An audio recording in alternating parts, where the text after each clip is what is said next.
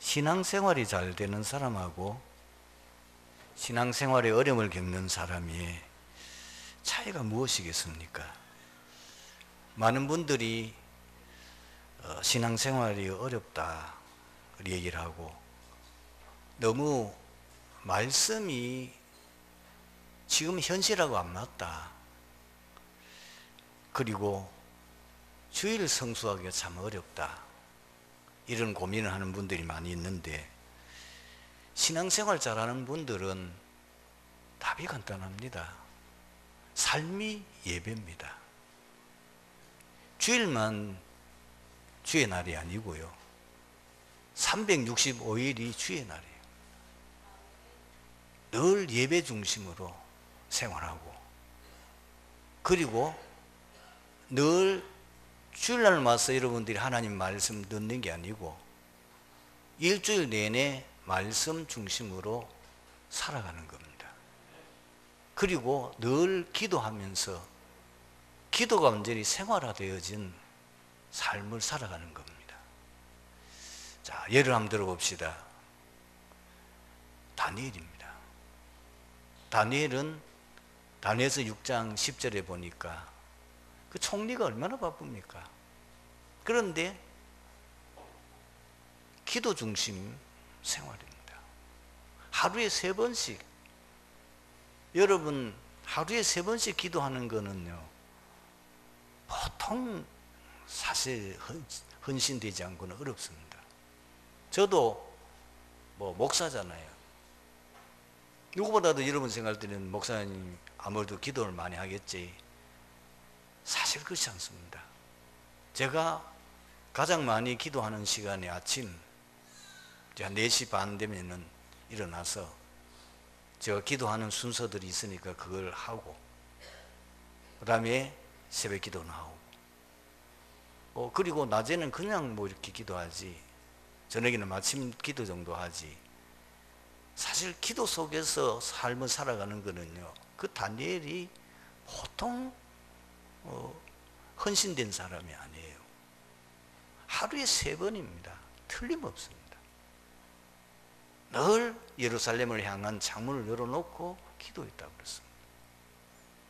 그러니까 그 왕이, 다리오 왕이 다니엘 보고 뭐라고 했지요? 네가 항상 섬기는 하나님이 너를 구원하실 것이다. 그러니까 왕이 볼 때는 좀 나쁘게 말하면은 하나님께 미친 사람이라. 늘 하나님 중심으로 살아가는 거예요. 이제 신앙생활을 성공한 사람들이 다 그렇습니다. 여러분들이 빨리 지금 생각을 바꿔야 되는 게 뭐냐면은, 신앙은 신앙이고 사회생활은 사회생활 아닙니다. 하나님의 중심으로 사회생활 하셔야 됩니다. 생활 예배입니다. 생활 기도가 되어야 됩니다. 그렇게 여러분 완전히 모든 중심이 하나님의 중심, 예배 중심, 기도 중심, 하나님의 말씀 중심의 세상 생활이 되어야 됩니다. 주일날 강단 메시지 받아가지고 여러분 거의 제목도 잘 모르잖아요. 그러니까 신앙생활이 어렵고 삶이 어려운 겁니다. 여러분들이 진짜로 제대로 인도받으려고 하면은 강단 말씀이 여세 동안 매일 순간순간마다 여러분 삶 속에서 생각이 나고 그 말씀의 삶을 따라서 여러분들이 살아가야 되는 겁니다. 그러면은 틀림없이 모든 갈등과 고민이 사라질 겁니다. 자, 그렇게 하려고 하니까 제일 먼저 돼야 될 부분이 복음이 체험되어야 됩니다. 이 말을 여러분 알아듣는지 모르겠습니다. 복음은 하나님의 은혜로 됩니다. 여러분들이 제일 먼저 은혜 받으셔야 되는데 그걸 놓고 고민해야 되고, 만약에 지금 아직 안 되는 분들은 정말 하나님 나라 이건 복음을 깨닫게 해달라고 하는 기도하셔야 돼요. 그 고민하고 그거 위해서 소원을 알아야 돼요. 고린도후서 5장 17절에 그리스도 예수 안에 있으면 새로운 피조물이라 이전 것은 지나가시니 보라 새 것이 되었도다. 완전히 인생이 바뀐 거죠. 새로운 피조물이에요. 진짜 복음 가진 사람은 성령이 항상 내주하고 인도하고 역사하십니다. 그러면은 이 사람의 특징이 뭐냐면은 그리스도가 모든 것이구나. 백문일답이 나와야 돼요. 모든 문제 해답은 그리스도다. 왜? 하나님이 그렇게 약속하셨어요. 여러분들의 고민 그리스도라야 해결됩니다. 이게 다 그리스도로 결론이 나야 돼요. 그 안에 모든 것 다 있구나. 모든 지혜, 지식, 보화가 그 그리스도 안에 있다는 것이 깨달았어야 돼요. 인생 문제가 왜 문제입니까? 그리스도 없어서 오는 거거든요. 다 있는데 세상이 왜 어렵습니까? 그리스도 없어서 그렇잖아요. 오만 것 다 하는데 왜 재앙은 계속 닥칩니까? 그리스도 없어서 그렇잖아요. 그리스도만이 빛이에요. 우리 인생의 빛입니다. 다른 건 빛이 아닙니다. 종교, 선행, 무슨 세상 지식, 빛이 아닙니다. 오직 그리스도만이 인생 문제의 빛입니다. 이것이 여러분들이 딱 결론이 나버리면은 내가 그리스도 붙잡고 사는 길 외에는 살 길이 없다는 것이 결론이 나게 돼 있어요. 요렇게 되면은 이제 뭡니까? 기도가 되어지기 시작하죠. 여러분들이 예배 시간이 되면은 굉장히 행복합니다. 예배 시간이 막 기다려지고 예배 시간을 통해서 하나님 말씀 들으면은 아멘이 연속되어지고 그리고 여러분들이 소리 내니까 다른 사람이 방해가 돼서 그렇지 마지막 말씀 딱 끝나고 기도하게 되면은 나도 모르게 통성으로 기도가 나올 정도가 됩니다. 간절하게 기도가 나오는. 특히 여러분들은 좋지 않습니까? 주일 되면 지금 전도별로 포럼 하지 않습니까? 포럼 할 때에 포럼을 인도하시는 분은 그 포럼에 대한 내용을 마지막 다시 강조하고 그걸 붙잡고 통성으로 고백하고 기도하셔야 됩니다. 여러분 정시기도는 감사로부터 시작됩니다. 목사님 감사할 거 없는데 왜 감사할 거 없습니까? 구원받은 거 감사하죠. 여러분들이 어떤 상태에 있었는데 구원받았습니까? 다른 건 다 없어도 그 감사는 계속할 수 있습니다. 그리고 여러분들이 나를 축복하세요. 나는 하나님의 자녀다. 나는 이 시대의 전도자다. 우리 렘넌트는 나는 이 시대 세계봉할 렘넌트다. 그 고백을 계속하시죠. 여러분 누굽니까? 여러분 가문 살리될 아브라함입니다. 내가 믿음의 지도다. 내가 복의 근원이다. 그 고백을 계속하죠. 왜? 사실이니까. 하나님께서 우리에게 주신 분명한 사실이기 때문에. 아침 저녁으로 하시면 됩니다. 시편 5편 3절을 보면은 다윗은 이른 새벽에 하나님 앞에 기도한 내용이 나오고 시편 17편 3절을 보면은 밤에 이 다윗이 기도한 내용이 나오죠. 그리고 그냥 평상시에는 어떻게 하느냐? 대화식 하면 됩니다. 모든 사건의 문제 볼 때마다 하나님과 대화하는, 그리고 나와 대화하는 식으로 쉽게 할 수 있어요. 어떤 사건이나 문제를 보면 생각이나 문제 사건들을 보고는 그걸 전부 다 기도로 연관시켜 나가는 그것. 아주 쉽게 뭐 특별하게 우리가 기도 시간이 뭐 장소나 이런 게 필요 없지 않습니까? 그 다음에요, 중요한 어떤 기도 제목이 있어요. 그때는 다른 거 다 내려놓고 그 기도 제목 가지고 집중해서 기도하는 겁니다. 여러분에게 기도 제목이 있습니까? 그때는요, 집중해서 다른 기도 제목 말고 다른 거 말고 그 기도 제목을 가지고 집중해서 기도해 보십시오. 며칠 안 하면은 거의 문제 해결되는 것을 체험하게 될 겁니다. 그리고 이 강단 흐름을 타야 됩니다. 오늘 여러분들이 강단 메시지를 들을 때에 여러분이 가지고 있는 문제, 고민, 여러분들의 여름 상태, 그걸 가지고 말씀을 들으십시오. 틀림없이 강단 메시지 속에서 답이 나옵니다. 해답이 나와요. 그냥 듣는 게 아니고 내 문제를 가지고 지금 내가 가지고 있는 지금 이 고민을 가지고 말씀을 들으면은 금방 강단 메시지 통해서 하나님이 내게 응답하심을 체험하게 될 겁니다. 그리고 우리 생활 예배가 돼야 되니까 하나님의 중심으로 늘 내가 살아야 되고, 그 하나님 중심으로 산다는 말이 뭡니까?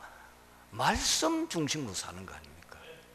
그래서 녹취록 혹은 여러분들이 mp3에다 넣어가지고 그 메시지를 듣든지 또 요약한 것을 가지고 있든지, 여러분 기도 수첩에다가 늘 가지고 손에 놓치지 않고 가지고 있으면서 제일 먼저 아침에 일어나면은 기도 수첩을 펴가지고 오늘의 말씀을, 그 강단 메시지가 나와 있으니까 더 좋잖아요. 그렇게 해서 보고 오늘 내가 어떻게 말씀 중심으로 생활해 나갈 거냐, 그걸 인도받아 나가시면 됩니다.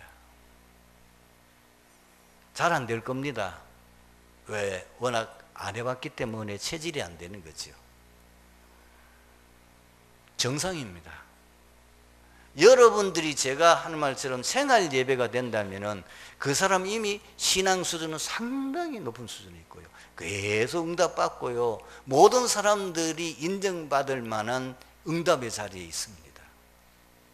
이런 사람들은 교회의 소수입니다. 대부분의 성도들은 안 될 겁니다. 그게 정상입니다. 지속하십시오. 절대로 여러분들이 낙심하지 마시고 하다가 안 된다고 포기하지 말고 또 도전하시고 또 도전하십시오.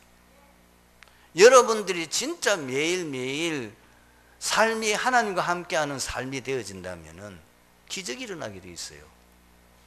뭐를 여러분 생각하시면 되느냐면은 이스라엘 백성들이 홍해를 건너서 광야 40년 동안에 어떻게 살았습니까? 항상 불기둥 구름기둥, 그리고 그들 거처하는 그 중심에는 뭐요? 성막이 있었습니다.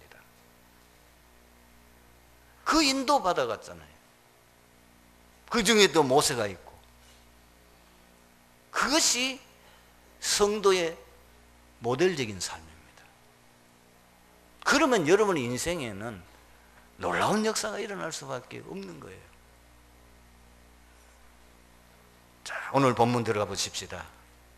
마태복음 22장 34절에서 40절에 보면은 어떤 율법사가 예수님을 시험하려고 율법 중에서 어느 계명이 크냐고 질문을 했습니다. 그때 예수님이 두 가지로 답을 하십니다. 내 마음을 다하고 목숨을 다하고 뜻을 다하여 주 너희 하나님을 사랑하라.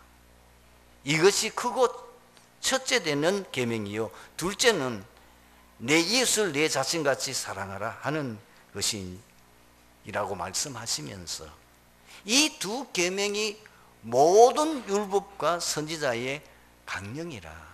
쉽게 얘기하면은 율법의 핵심이 뭐냐? 하나님 사랑하고 인간 사랑하라는 그 말입니다. 선지자가 한 그 메시지, 어떨 때 보면은 선지서를 읽어보면 너무너무 무서울 정도로 막 하나님의 심판을 강조하고 막 굉장한 어떤 징계나 그리고 뭐 하나님의 재앙을 말하는 것 같지만은 그 내용은 하나님을 사랑하라는 겁니다. 그리고 인간을 사랑하라는 겁니다. 우리가 진정으로 하나님을 사랑하면 모든 계명을 다 지킬 수밖에 없습니다. 요한복음 14장 21절에 이렇게 기록되어 있습니다. 내 계명을 지키는 자라야 나를 사랑하는 자니 나를 사랑하는 자는 내 아버지께 사랑을 받을 것이요 나도 그를 사랑하여 그에게 나를 나타내리라. 간단하잖아요. 하나님 사랑하는 게 뭡니까? 내가 주님을 사랑하는 게 뭐지요? 주님 계명 지키는 겁니다. 그 계명이 뭐지요? 네 마음을 다하고 네 목숨을 다하고 뜻을 다하여 주 너의 하나님을 사랑하라. 그리고 내 이웃을 내 자신같이 사랑하라. 이것이 율법의 핵심입니다. 이것이 주님의 제자입니다. 주님을 사랑하는 겁니다. 오늘은 10번째 계명, 탐심을 금하는 계명인데 어떻게 하면 탐심을 극복할 수 있겠습니까? 첫 번째로, 왜 대부분의 사람들이 쉽게 탐심에 빠집니까? 모든 사람에게 있는 본능적인 욕구 때문입니다. 인간이면은 5가지 욕구가 본능적으로 있습니다. 그게 뭐죠? 식욕, 소유욕, 성욕, 수면욕, 명예욕입니다. 여러분 잠 못 자면은 사람 못 견딥니다. 그래서 아주 나쁜 데 쓰는 경우도 있잖아요. 어떤 사람이 범죄를 했는데 이 사람 지금 그 사실을 밝히기 위해서 그 사람 그 자기가 한 일을 다 불도로 하기 위해서는 잠을 안 자요. 사람 잠 안 자면 미칩니다. 지금 세상 사람들이 가장 쉽게 범하는 부분이 뭐죠? 성욕과 소유욕과 명예욕입니다. 이 3가지 문제가 계속 사회 면에 나오고 있는 겁니다. 아무리 공부 많이 하고 아무리 훌륭하고 아무리 성공의 자리에 있어도 다 이 문제에 걸려 있습니다. 그 여러분들이 아시잖아요. 이 소유욕 때문에 돈을 많이 가진 재벌들도 형제끼리 치고받고 싸우고 난립니다. 그렇게 훌륭한 사람도 이 성적인 문제로 인하여 굉장한 위기에 처하는 경우가 많이 있습니다.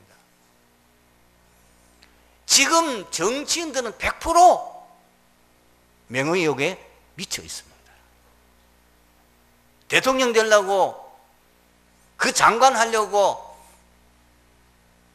별짓을 다 하고요. 별 거짓말 다 하고 별짓한 일도 다 합니다. 그게요, 세상입니다. 저는 제 자신을 하나님 앞에서 생각해 보니까요, 진짜 부끄러워요. 여러분 저를 뭐 그냥 봐주겠지만은, 내가 진짜 하나님 앞에서 내가 살았던 지금 삶을 하나님 보면 나는 완전히 죄투성이요. 하나님이 다 용서해주고 그걸 덮어주고 그거를 우리에게 밝히지 않아서 그렇지 진짜 부끄러울 짝이 없어. 두 번째는 왜 우리가 자꾸 탐욕에 빠지지요? 본능적인 이 문제가 있지만은 기본적인 육신의 생존과 삶에 연관되기 때문인데요. 먹고 살아야 되니까. 그런 데다가 사단은 이런 인간의 약점을 이용해서 유혹하는 거예요. 사단은 이런 인간의 약점을 잘 알고 그것을 통해서 우리를 넘어뜨리는 겁니다. 첫 번째 우리 시조 아담하가 걸려들어서 범죄하게 되었잖아요. 네가 이 선악과를 따먹나는 네 눈이 밝아져서 하나님과 같이 된다. 명예욕이. 참 거기에 결국은 걸려들고 마는 거예요. 사단이 예수님이 40일 동안 금식하고 굉장히 어려운 줄이 있는 상태에 있을 때 첫 번째 와서 시험을 3가지 합니다. 그 시험 중에 제일 먼저 시험이 먹는 시험 아닙니까? 너 배고프지? 마치 빵처럼 생긴 돌을 가져와서 너 하나님 아들 아니냐? 배고프지 않느냐? 이 돌 떡으로 만들어 먹어라. 두 번째는 뭐죠? 명예욕을 자극합니다. 너 하나님 아들 아니냐? 성경에 이렇게 기록되지 않느냐? 네가 만약에 높은 데서 뛰어내리면은 주의 천사를 보내서 너를 받들어 돌에 부딪히지 않고 상하지 않게 할 것이라고 그랬냐? 그래서 네가 하나님 아들인 것을 모든 사람들에게 증거해 보여봐라. 세 번째는 뭐냐? 천하 만국의 영광을 다 보여주면서 네가 내게 절만하면 이거 내가 너에게 주겠다.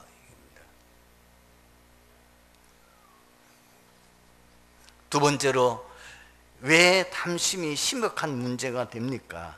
탐심에 빠지면 사람이 사례 분별이 없어져요.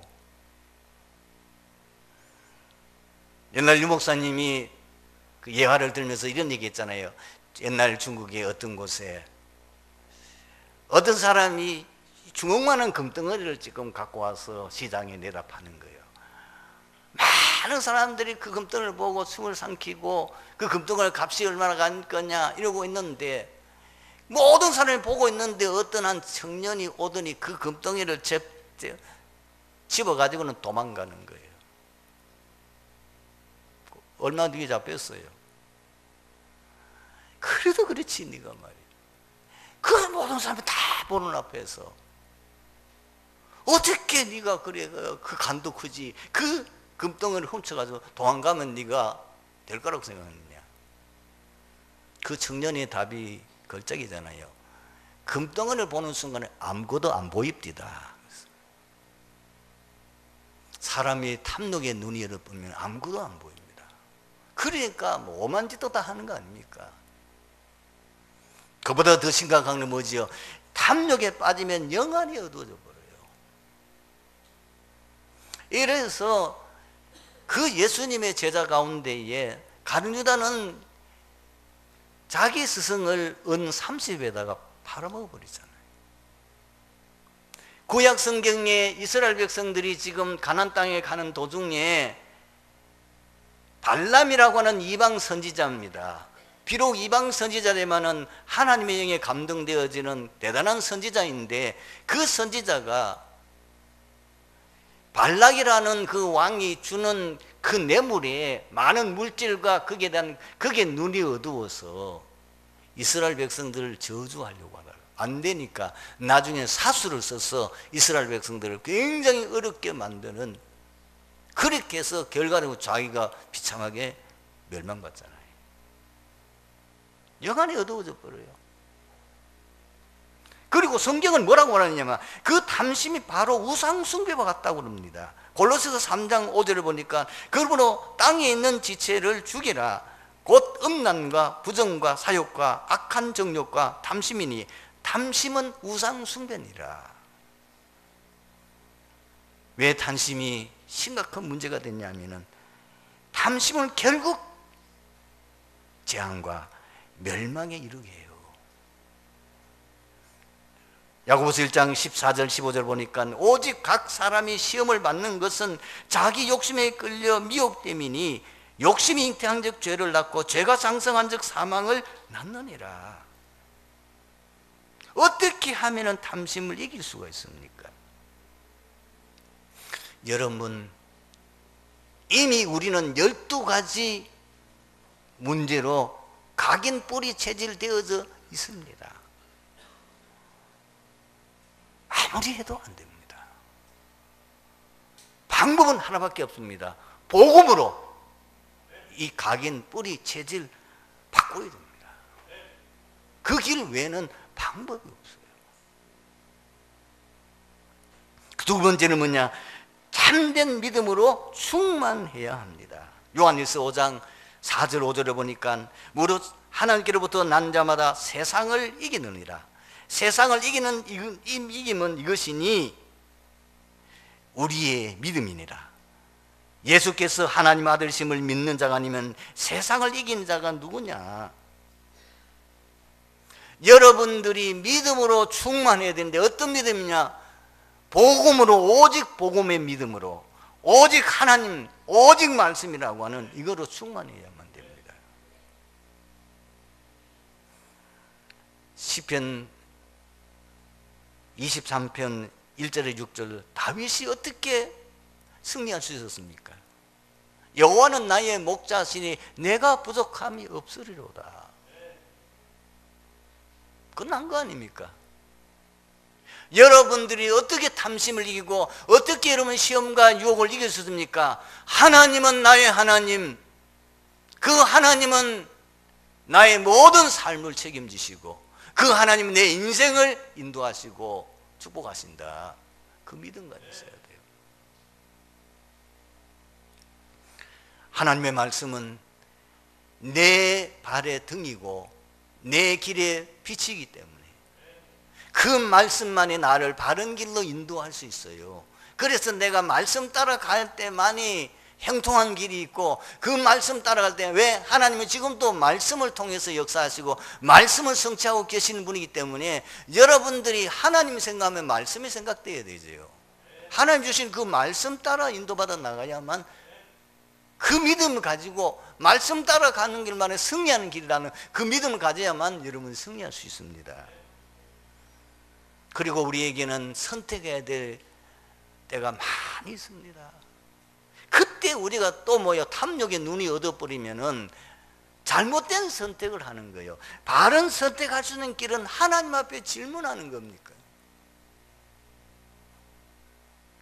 진짜 하나님 계획이 뭡니까? 하나님의 뜻이 무엇입니까? 하나님, 내가 이때는 어떻게 해야 됩니까? 그러면서 강단 말씀 다시 듣고 보세요. 그리고 기도하세요. 요셉은 승리할 수밖에 없잖아요. 하나님에 대한 확실한 방향을 잡았습니다. 형님들이 나를 이곳에 판 것이 아니고 하나님이 나를, 당신들의 생명을 살리기 위해서 이곳으로 보내셨습니다. 이 애굽 땅으로 오게 된 것은 하나님이 하신 겁니다. 그러니 형님들 미워하거나 거기에 대한 원한을 가질 아무 이유가 없는 거죠. 다니엘과 세 친구가 어떻게 그 어려운 포로 생활 속에서 승리할 수 있냐? 처음부터 그 사람들은 뜻을 정했어요. 다니엘서 1장 8절에 보면 뜻을 정하여, 이제부터는 내 친구가 딱 마음이 결단했다니까, 이제 우리는 하나님만 섬기자, 우리는 하나님께만 예배드리자, 우리는 하나님만 기쁘게 하는 것으로 내 인생의 삶을 목표로 정하자. 어떤 어려움이 와도, 만약에 죽음이 온다 하더라도 우리는 하나님만 섬기자 결단했어요. 그러니까 시험이 오잖아요. 당장에 먹는 시험 오잖아요. 우상의 제물 거부했습니다. 하나님 얼마나 축복하셨는지 1장 여러분 17절부터 20절까지 보십시오. 하나님이 너무 기뻐서 내 친구에게 어마어마한 지혜와 능력을 주잖아요. 3장이 넘어가니까 다니엘 이 세 친구가 시험이 옵니다. 왕이 만든 그 신상 앞에 저랑 아니면 죽인다고 그럽니다. 거부합니다. 거기서 하나님께서 기적을 베풀어서 천사를 보내서 풀무불 속에 있는 이 다니엘 세 친구를 구원합니다. 다니엘 6장에 보면은 다니엘에게 시험이 옵니다. 또 우상 숭배하는 시험이 옵니다. 그런데 다니엘은 그게 굽히지 않습니다. 일부러 보란 듯이 하나님 앞에 예배드리는 모습을 보여주었지 않습니까? 그런데 하나님은 다니엘이 그 사자굴 속에 들어가기 전에 먼저 주의 천사를 보내서 사자들의 입을 봉해서 다니엘을 해치지 못하게 했습니다. 여러분, 초대교회 보십시오. 큰 환란이 들어졌습니다. 스데반이 돌에 맞아 죽는 이런 너무나 안타까운 일이 벌어졌습니다. 그때에 예루살렘에 큰 박해가 일어나서 그 사람들이 다 사방을 흩어져 가지고 저 이방에 갔는데 그들이 뭘 했느냐면, 그게 중요합니다. 올바른 선택을 했습니다. 그들은 주님께서 하신 말씀 따라 너희는 가서 모든 족속으로 제자 삼으라. 너희는 만민에게 가서 복음을 전하라. 그 말씀 따라서 이방에 흩어져서 그 이방인들에게 복음을 전했는데 거기에 세워진 교회가 안디옥 교회입니다. 많은 분들이 환난과 어려움 당하거나 문제 당하면은 낙심하고 좌절에 빠지잖아요. 참 믿음의 사람은 생명 걸고 복음 전하는 겁니다. 거기에 인생의 모든 답이 있습니다. 여러분, 13장에는 최초로 성서서로 파송받을 때에 그들이 뭐 했습니까? 금식하면서 하나님 인도를 받았습니다. 16장 이게 6절에 10절에 보면 이 바울 일행이 전도하러 가는 현장에서 전도의 문이 막힐 때에 그들이 뭡니까? 또 두로아에 내려가서 기도하면서 하나님의 인도를 받습니다. 그리고 빌립보에 도착했을 때에 귀신 들린 여종을 이 바울 일행이 고쳤습니다. 그런데 칭찬을 받고 대접을 받을 줄 알았는데 상상치도 못하는 어려움을 닥치게 됩니다. 이 주인들이, 그 여성들이 점치는 거 그러면서 많은 돈을 벌었는데 이 귀신이 떠나니까 점이 안 된단 말이에요. 그러니까 이 사람들이 앙심을 품고는 이 다니엘 일행을 경찰서에 말하면 고발을 한 겁니다. 거짓말로. 그때에 바울은 로마 시민권을 가진 로마 시민권자입니다. 로마 시민권자는 아무런 확실한 어떤 범죄 행위가 드러나지 않는 한 구속할 수 없습니다. 그거 내놓으면 돼요. 감옥에 안 들어갈 수도 있어요. 그 고쳐 안 당할 수도 있어요. 그런데 놀랍게도 바울이 그걸 다 숨기고 있어요. 들어가서 엄청나게 매맞고 어려움을 당합니다. 고초를 당합니다. 그런데 보십시오. 그날 밤에 바울과 실라가 그 감옥에서 손과 발에는 쇠고랑 차가지고 그 어려운 가운데서, 그리고 온몸에는 지금 맞아서 채찍에 맞아 피가 흐르고 있는 그 상처난 그 상황에서 기도했는데 그 옥에 기적이 일어났습니다. 바울은 본 거지요. 하나님 왜 이럽니까? 바울은 깨달은 거예요. 아, 이 사건을 통해서 이 빌립보 지역에 큰 전도 역사가 일어나겠구나. 올바른 선택. 여러분, 어떻게 하면 탐심을 이길 수 있습니까? 가장 가치 있는 삶을 추구하는 겁니다. 여러분, 가장 가치 있는 삶이 뭡니까? 저는 한 가지밖에 없다고 봅니다. 생명 살리는 겁니다. 복음 전에서 생명 살리는 일 외에는 다 가치 없습니다. 돈 많이 벌고 성공해, 다 그거는 지나가는 거예요. 여러분들이 진짜 뭐가 가치 있는 것인지 분별할 줄 알아야 돼요.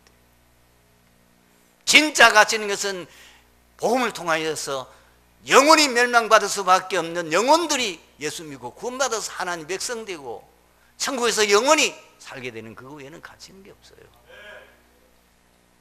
이 땅에 임하는 그 재앙은 뭐냐? 복음 운동만이 막을 수 있다는 걸 아는 거예요. 그러니까 복음운동에 올인하는 거죠. 오늘 말씀의 결론을 믿습니다. 오늘의 최선이 무엇입니까? 오늘 최선은 세계 복음화의 비전을 놓고 24시 기도하는 겁니다. 여러분, 과거는 지나갔기 때문에 발판 삼으면 돼요. 미래는 아직 오지 않았기 때문에 미래 걱정할 거 없어요. 오늘 최선을 다하는 겁니다. 하나님 가장 기뻐하는 일은 복음 전하는 거 아닙니까? 생명 살리는 거 아닙니까? 영혼 구원하는 것 아닙니까? 그걸 위해서, 세계 복음화를 위해서 그 비전을 가지고 24시 기도 속으로 들어가는 것, 일하면서 할 수 있습니다. 하나님, 내가 하는 이 업을 통하여 세계 복음할 수 있는 경제의 문을 열어주시옵소서. 그거 기도하면 됩니다. 내가 하는 이 직장에 하나님 함께 하사 이 직장에 세계 복음할 수 있는 문을 열어주시옵소서. 그리고 항상 믿음으로 도전하고 헌신하는 겁니다. 여러분, 참 성경에는 이해 안 되는 하나님의 말씀이 있다니까요. 지금 겨우 애굽에서 노예에서 해방돼 가지고 지금 광야길을 거쳐 가지고 하나님 약속하신 가나안 땅에 가는데 그들이 뭘 가지고 있다고 그 광야길에 성막 지으러 갑니까? 겨우 노예에서 이제 포로에서 빠져나와서 그들이 포로 기원하고 있는 그 백성들을 보고 가서 성전 지으라 말합니까? 아직도 도착도 안 했는데. 초대교회 거지 같은 그 사람들 보고 예수님 뭐라고 그러세요? 자비도 없는데 모든 족속으로 가서 제자 삼아라.